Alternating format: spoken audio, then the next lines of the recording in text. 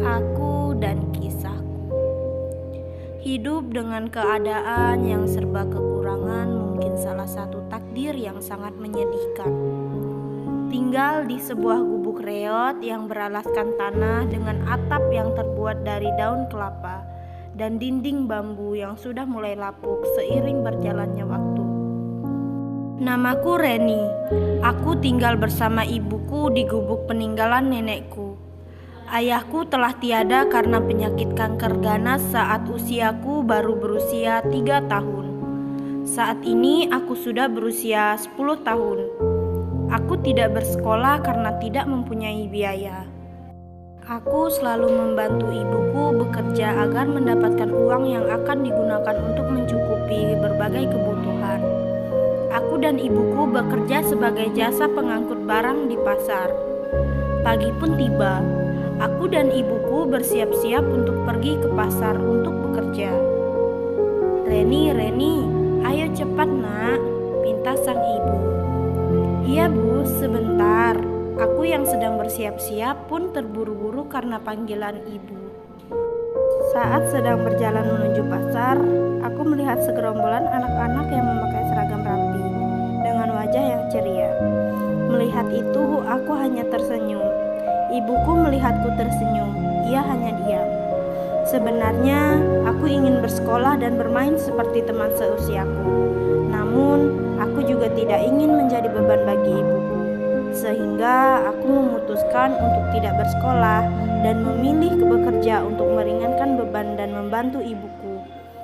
Seringkali orang-orang di sekitarku maupun teman-teman seusiaku mengejek dan mentertawakanku karena aku anak yang miskin dan tidak mampu bersekolah.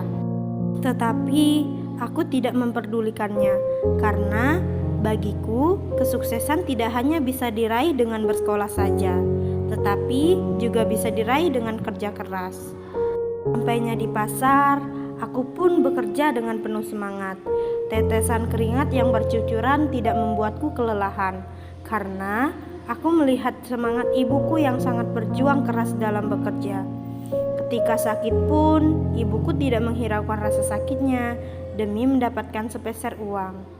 Itu yang membuat diriku berpikir aku tidak ada apa-apanya dibanding ibuku. Aku ingin tumbuh menjadi wanita yang kuat dan tangguh seperti ibuku. Siang hari pun tiba. Aku dan ibuku beristirahat dan membeli 2 minuman dan beberapa gorengan untuk sarapan. Kami sarapan di siang hari karena di pagi hari kami tidak mempunyai makanan untuk dimakan. Uang kami pun habis karena digunakan untuk memperbaiki atap yang bocor. Hari-hari berlalu. Hari-hariku diisi dengan membantu ibuku. Hari-hari kulalui dengan semangat dan senyuman saat melakukan berbagai pekerjaan. Suatu hari aku tidak bisa pergi ke pasar bersama ibuku karena kaki kiriku sedang keselio. Pagi berganti siang dan siang berganti malam. Ibuku belum juga pulang. Suara sirine ambulan tiba-tiba terdengar dari kejauhan, terdengar semakin dekat dengan rumahku. Saat ambulan itu berhenti di depan rumahku, aku mencoba untuk mendekatinya. Tiba-tiba seseorang keluar dari ambulan dan ternyata itu adalah Bu RT. Bu RT memelukku sambil menangis. Mengapa firasatku tidak enak ya, batin Reni dalam hati. Tiba-tiba Bu RT membisikkanku dan beliau berkata, "Dek Reni, ibu udah gak ada." Aku yang mendengar bisikan itu, seketika itu pun sekujur tubuhku menjadi lemas dan aku pun terjatuh. Hari-hariku berubah saat ibuku pergi meninggalkanku untuk selamanya. Hari-hari yang dulu kulalui dengan semangat dan senyuman, kini berganti dengan kesedihan. Dulu, saat pagi hari, ibu selalu menyiapkan sarapan nasi hangat di meja makan dengan lauk ikan asin. Terkadang juga nasi hangat bercampur garam. Meskipun sangat terbilang sederhana, tetapi terasa sangat nikmat. Terasa aneh ketika aku pergi ke pasar untuk bekerja tanpa ibu. Raga ini seperti cepat lelah tanpa kehadiran ibu.